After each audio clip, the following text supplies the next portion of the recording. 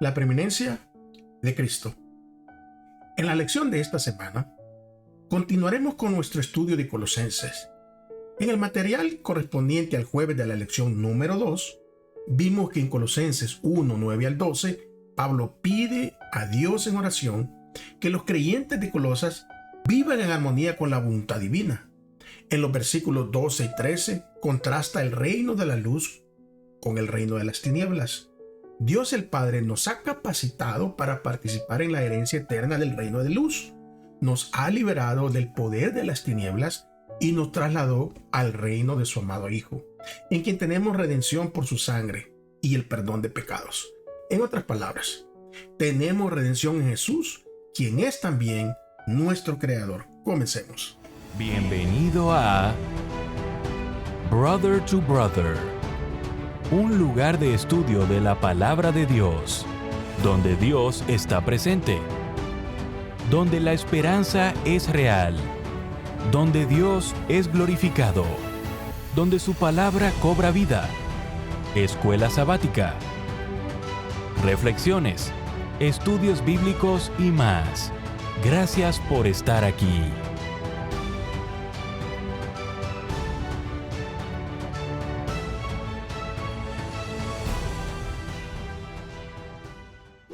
Muy bienvenidos a su programa Brother to Brother. Les saluda como siempre su hermano, su amigo Gerson Anaya, una vez más para podernos unir a través de esta plataforma y estudiar estas lecciones que son súper importantes para nuestro crecimiento espiritual. Recuérdense que la recomendación es que tenga su lección, tenga su Biblia, algo con que tomar notas, pero sobre todo que me acompañe a poder orar y así pedir la dirección del Espíritu Santo. Oremos. Padre, queremos dar gracias. Gracias por la vida. Gracias por permitirnos, Señor, conocerle a través de la Escritura.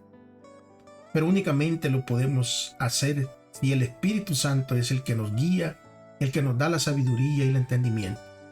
Por favor, ayúdenos a poder retener estas lecciones en nuestro corazón, pero sobre todo a practicarlas. En el nombre de Jesús. Amén. Muy bien, hermanos y amigos, recuérdense que estamos ya en la lección número 8, la preeminencia de Cristo, y este es un tema que es de mucha importancia.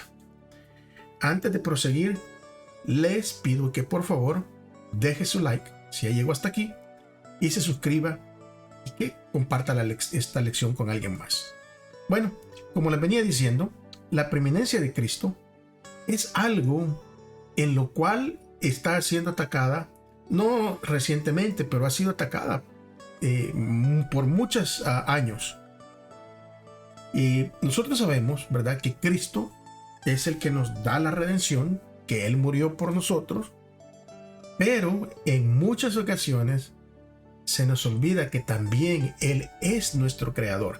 Y esta es la parte que es de suma importancia, la cual nosotros tenemos que llegar a entender. ¿Por qué?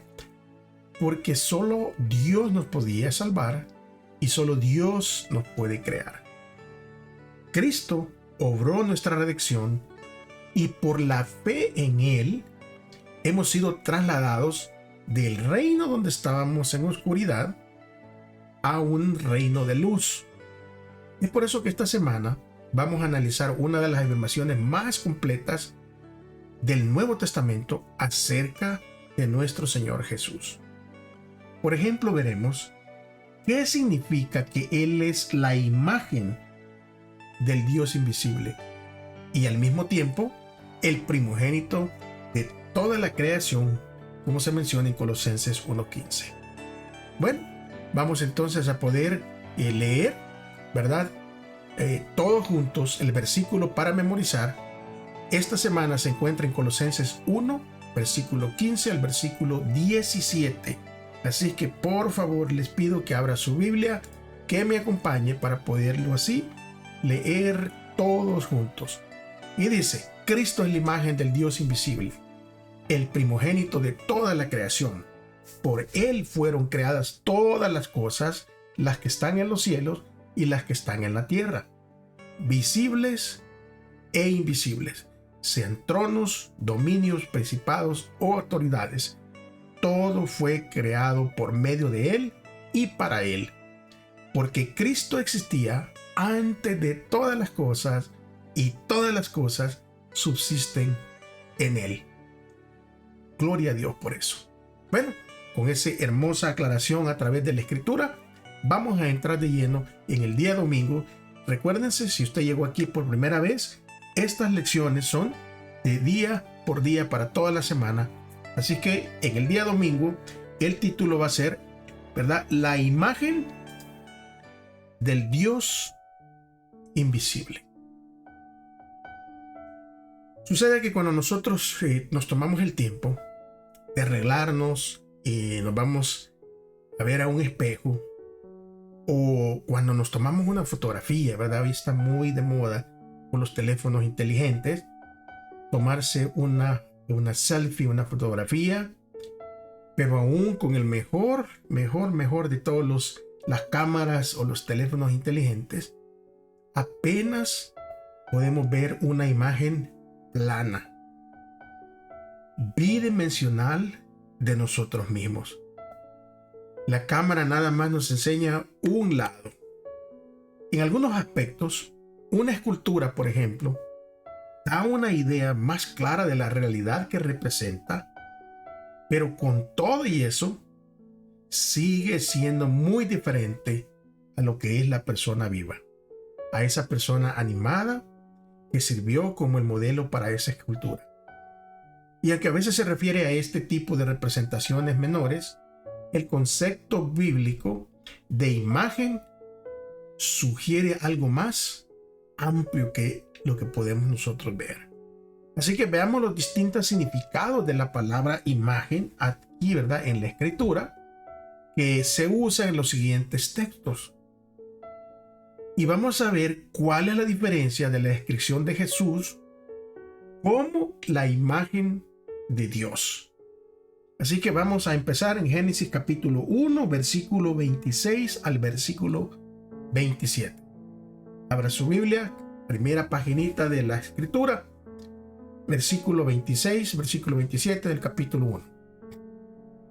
Y dice allí: Entonces dijo Dios, hagamos al hombre a nuestra semejanza, conforme a nuestra semejanza, y señoree en los peces del mar, en las aves de los cielos, en las bestias, en toda la tierra, en todo animal que se arrastra sobre la tierra. Y creó Dios al hombre a su imagen, a imagen de Dios lo creó, varón y hembra los creó. Génesis capítulo 5, versículo 3.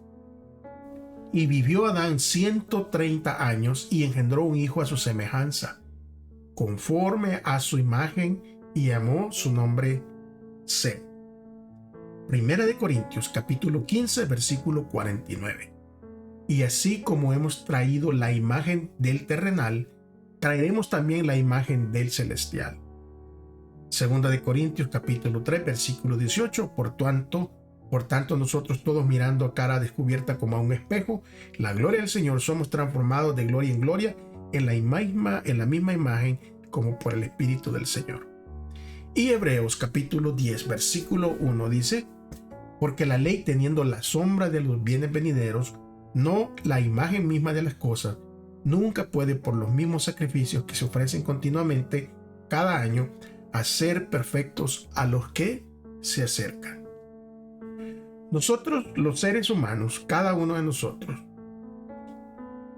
fuimos creados para asemejarnos físicamente, espiritualmente, relacional y funcionalmente. ¿A quién? A Dios. Esa fue la parte de nuestra creación. Se ha creado para asemejarnos físicamente, espiritualmente, relacionalmente y funcionalmente a Dios. Sin embargo, con todos estos atributos, solo reflejan su imagen en ciertos aspectos.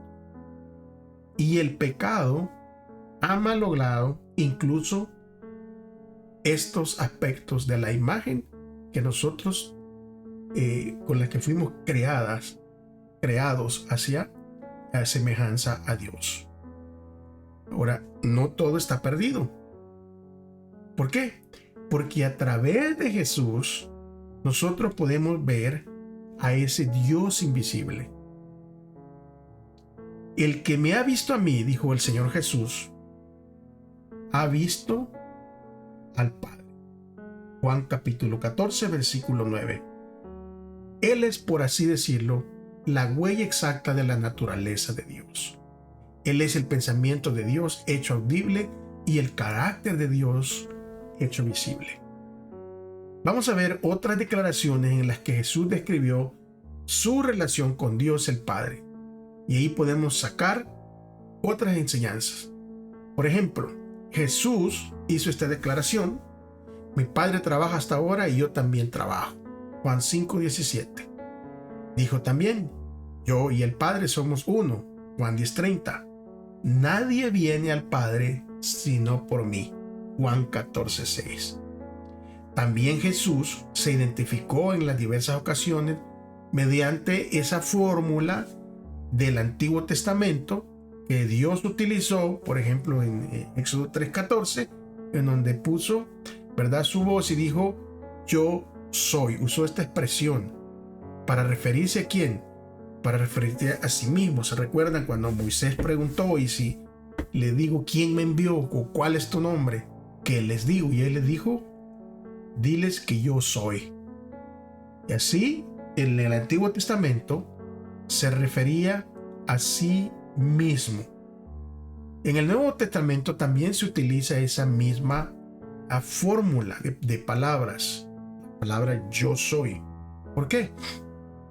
Jesús dijo: yo soy el pan de vida, yo soy la luz del mundo, yo soy el buen pastor, yo soy la resurrección y la vida, yo soy en el Padre y el Padre en mí.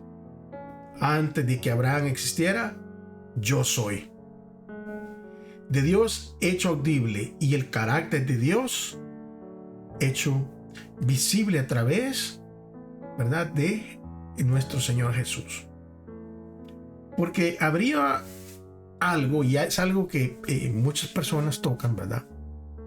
Si Jesús no fuera Dios, eso significaría que entonces que el Padre envió a un ser creado a morir por nosotros. ¿Y esto por qué sería crucialmente distinto de que Dios mismo haya dado su vida por nosotros en la persona de Cristo? Esto es súper importante que lo entendamos, porque solo, como dice el libro de Juan capítulo 1 versículo 14, que ese verbo, refiriéndose a Jesús, se hizo carne y vivió entre nosotros.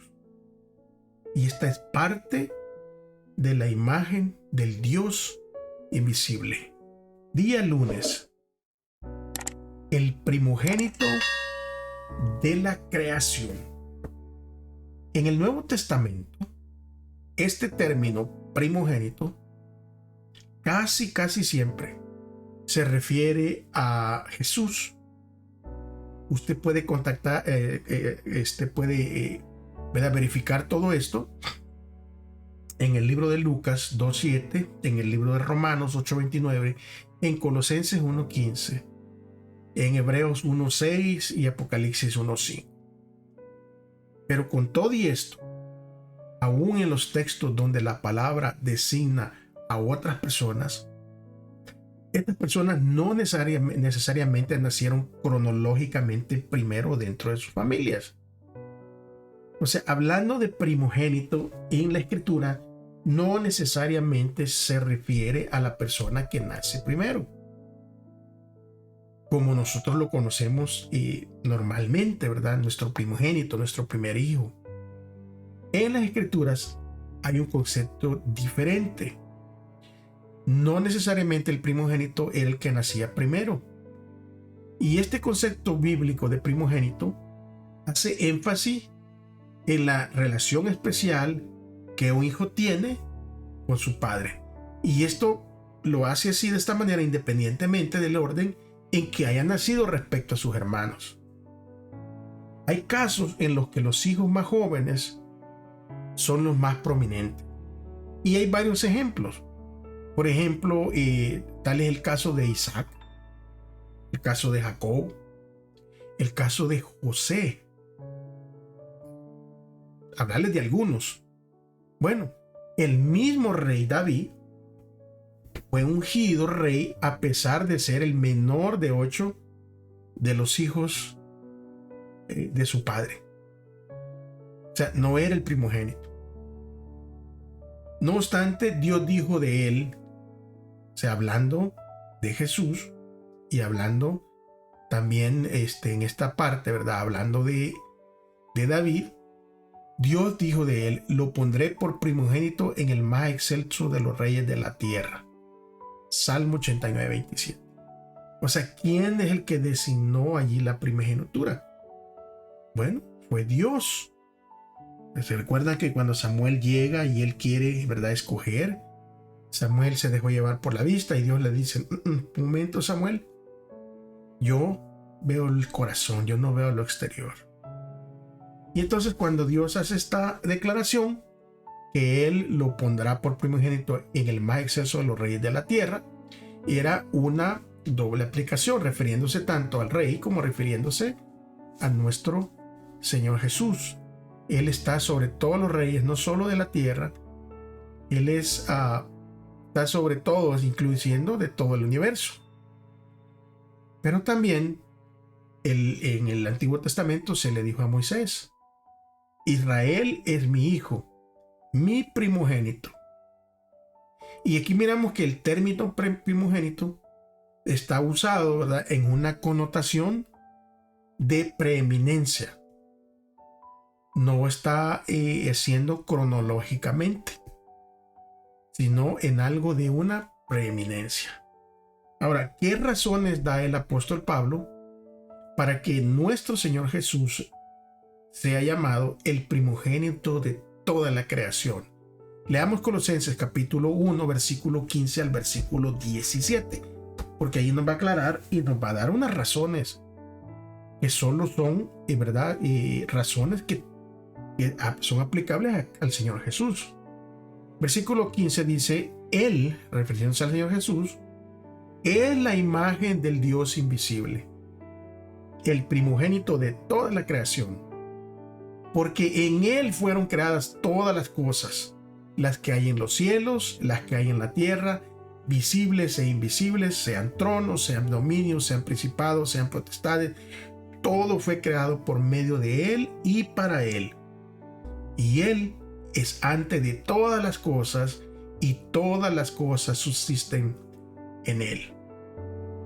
Aquí es claro y es evidente que Pablo no estaba sugiriendo que Jesús fue el primer ser creado, como muchos, ¿verdad?, equivocadamente lo hacen.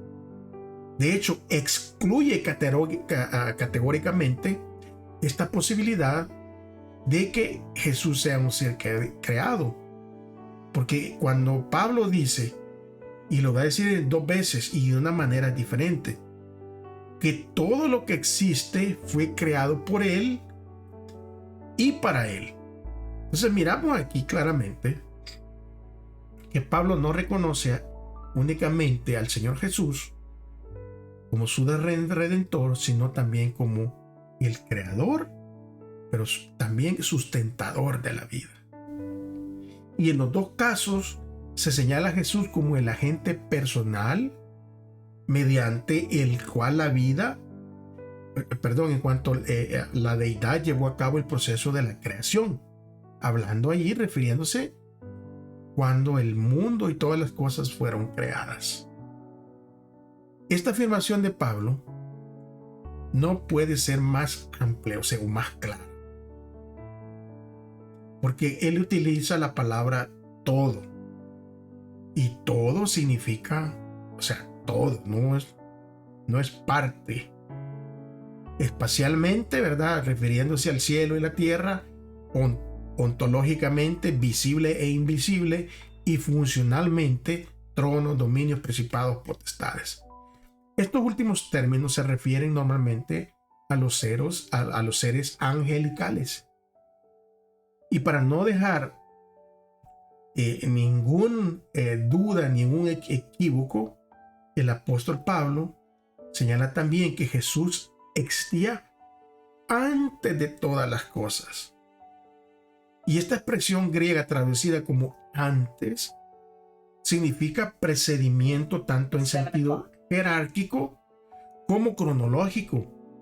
Pero en todos los demás textos donde Pablo usa esta palabra se refiere al tiempo. Otra razón que el apóstol Pablo da para justificar la preeminencia de Jesús es que todas las cosas subsisten en Él. O sea, sin Él no fuera nada posible. Únicamente Dios tiene esa capacidad de que las cosas, ¿verdad?, subsistan en Él. Por eso es que Pablo va a aclarar. El verbo griego sinistemi, que es lo que se utiliza aquí, significa literalmente reunir o unir. Eso es lo que significa. Entonces, cuando nosotros leemos todo esto y miramos, ¿verdad?, su significado, o sea que miramos que lo que Pablo estaba tratando de que nosotros entendiéramos es que Jesús es el factor unificador del universo. No únicamente por su papel como creador, sino también porque Él es el Redentor. Dios, el Creador, murió por nosotros. Imagínense la magnitud de esto cuando lo llegamos a comprender y a entender. Dios, el Creador, murió por mí, murió por usted, mi amigo, mi hermano. Y ya mirando todo esto más amplio, ¿qué podríamos añadir con nuestras obras a esto? Solo la idea de que nuestras obras pueden o deben añadirse a lo que Cristo ya ha hecho por nosotros es una blasfemia. Es únicamente porque Él lo hizo, por lo que Él es que nosotros podemos obtener la vida eterna. Día martes, mis amigos, mis hermanos, en el libro de estudio del día martes usted puede abrir su lección y el título que trae ahí el día martes es La cabeza de la iglesia. Y de entrada viene una lectura de Efesios capítulo 5, versículo 23, en donde dice: porque el marido es cabeza de la mujer, así como Cristo es cabeza de la iglesia, la cual es su cuerpo y Él es su Salvador. ¿A qué se refiere Pablo cuando llama a Jesús cabeza de la iglesia? Es común en muchos idiomas referirse metafóricamente a una posición de liderazgo como la cabeza, algo que también se va a observar y se va a utilizar en la Biblia. Por ejemplo, en el sentido de la palabra cabeza, en los siguientes textos que nosotros podemos encontrar, por ejemplo, Moisés en el libro de Éxodo, en el capítulo 18 y versículo 25, por consejo de su suegro, ¿verdad?, Jetro, dice: Moisés escogió varones de virtud de entre todo Israel y los puso por jefes. O sea, literalmente aquí se utiliza la misma palabra cabeza, sobre el pueblo, sobre 1000, sobre 100, sobre 50 y sobre 10. Ahora veamos otra lectura, Números 31-26. Los jefes, que significa lo mismo, literalmente la cabeza de la congregación. Dios pondría a Israel también, como dice la Escritura, por cabeza y no por cola, si ellos le obedecían, en Deuteronomio 28:13. Dios va a poner por cabeza, o sea, hablando, ¿verdad?, de la dirección, de lo principal, de lo que dirige. Ahora, en el libro de Isaías, capítulo 7, versículo 8, dice: porque la cabeza de Siria es Damasco y la cabeza de Damasco es Rizín. Hablando allí, ¿verdad?, acerca de estas ciudades. Y los hijos de Judá, dice Oseas 1:11, los hijos de Judá y de Israel levantarán por sí un jefe, literalmente una cabeza. Jefes, literalmente, o sea, cabeza de la casa de Jacob y capitanes de la casa de Israel, en Miqueas 3:9.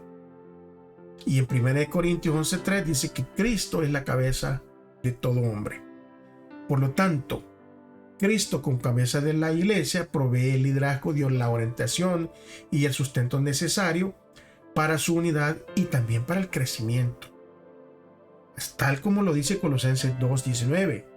Dice, y no haciéndose de la cabeza en la virtud de quien todo el cuerpo, nutriéndose y uniéndose por las coyunturas y ligamentos, crece con el crecimiento que da Dios. Pablo también describe en 1 Corintios, en el capítulo 12, versículos 12 al 27, él va a describir a la iglesia como un cuerpo. Y el cuerpo pues tiene que tener cabeza. Y aquí nosotros podemos ver otros aspectos de la iglesia que son representados mediante una metáfora. Vamos a leer 1 Corintios capítulo 12, versículo 12 al 27. Porque así como el cuerpo es uno y tiene muchos miembros, pero todos los miembros del cuerpo, siendo muchos, son uno en un solo cuerpo, así también Cristo. Porque por un solo espíritu fuimos todos bautizados en un cuerpo, sean judíos, griegos o sean esclavos, libres, y todos se nos dio a beber de un mismo espíritu. Además, el cuerpo no es un solo miembro, sino muchos. Si dijera el pie, porque soy mano, no soy del cuerpo, por eso no será del cuerpo. Y si dijera la oreja, porque no soy ojo, no soy del cuerpo, por eso no será del cuerpo. Si todo el cuerpo fuese ojo, ¿dónde estaría el oído? Si todo oído, ¿dónde estaría el olfato? Mas ahora Dios ha colocado los miembros, cada uno de ellos, en el cuerpo como Él quiso. Porque si todos fueran un solo miembro, ¿dónde estaría el cuerpo? Pero ahora son muchos los miembros, pero el cuerpo es uno solo. Ni el ojo puede decir a la mano, no te necesito, ni tampoco la cabeza a los pies, no tengo necesidad de vosotros. Antes bien, los miembros del cuerpo que parecen más débiles son los más necesarios. Y aquellos del cuerpo que no nos parecen menos dignos, a estos vestimos más dignamente, y los que en nosotros son menos decorosos se tratan con más decoro.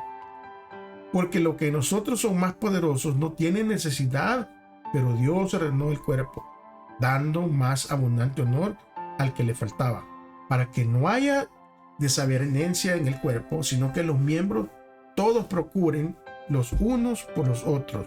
De manera que si un miembro padece, todos los miembros se duelen con él, y si un miembro recibe honra, todos los miembros con él se gozan. Vosotros pues sois el cuerpo de Cristo y miembros cada uno en particular. Así como el cuerpo, mis queridos amigos, mis queridos hermanos, no puede vivir sin la cabeza, la vida puede resultar mucho más difícil cuando se pierde o se lesiona una de esas partes del cuerpo. Como se dice, ¿verdad?, en un dicho, que no reconocemos cuán importante es algo hasta que lo perdemos. Llegamos a la pregunta nosotros. Si nosotros tuviéramos que renunciar a una parte de nuestro cuerpo, ¿cuál escogeríamos? Está difícil. Entonces, ¿qué nos dice esto acerca de cuán vital es cada persona como miembro de la iglesia? Todos los miembros son útiles. Los ojos, las orejas, los oídos, las manos, los dedos, la lengua, todos son de suma importancia. Y es por eso que, ¿verdad? Si imagínense si nos dijeran, bueno, quítate una oreja o quítate una mano. Terrible. Entonces, eso es lo que tenemos que pensar acerca, ¿verdad?, de cada uno de los miembros del cuerpo de Cristo. Día miércoles, mis amigos, mis hermanos, el día miércoles nos habla de el principio e iniciador.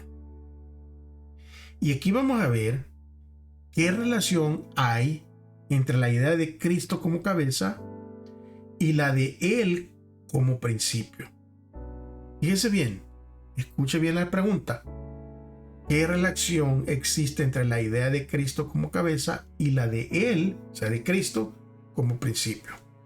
En Colosenses 1:18 se nos dice, y Él es la cabeza del cuerpo, que es la iglesia, el que es el principio, el primogénito de entre los muertos, para que en todo tenga la preeminencia. En el hebreo, la palabra cabeza es Rosh y el principio es Reshit. Y estas palabras están relacionadas, tanto cabeza como principio. Y la última de estas palabras aparece por primera vez en el libro de Génesis, en el capítulo 1 y el versículo 1, en donde se dice: en el principio, Reshit. En el principio, Dios creó los cielos y la tierra.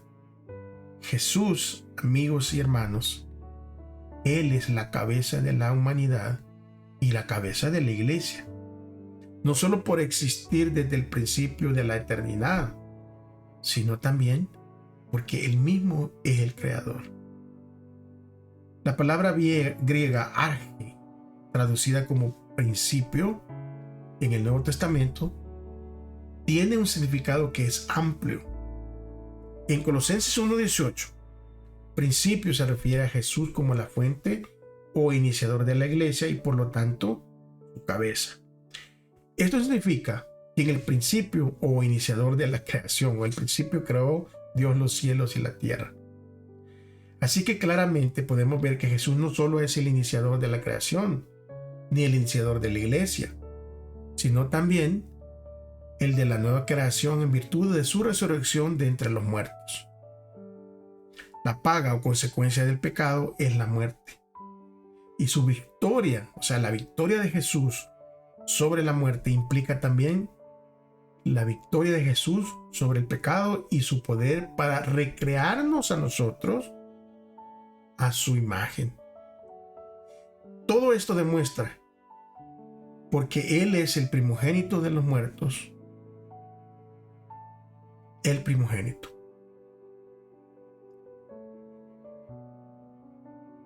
También vamos a hablar de su resurrección, porque esta resurrección preeminente, aunque no fue la primera cronológicamente, ¿verdad? Como ya habíamos dicho anteriormente, porque cronológicamente el primero, ¿verdad?, en resucitar, si lo podemos ver de esta manera, fue Moisés.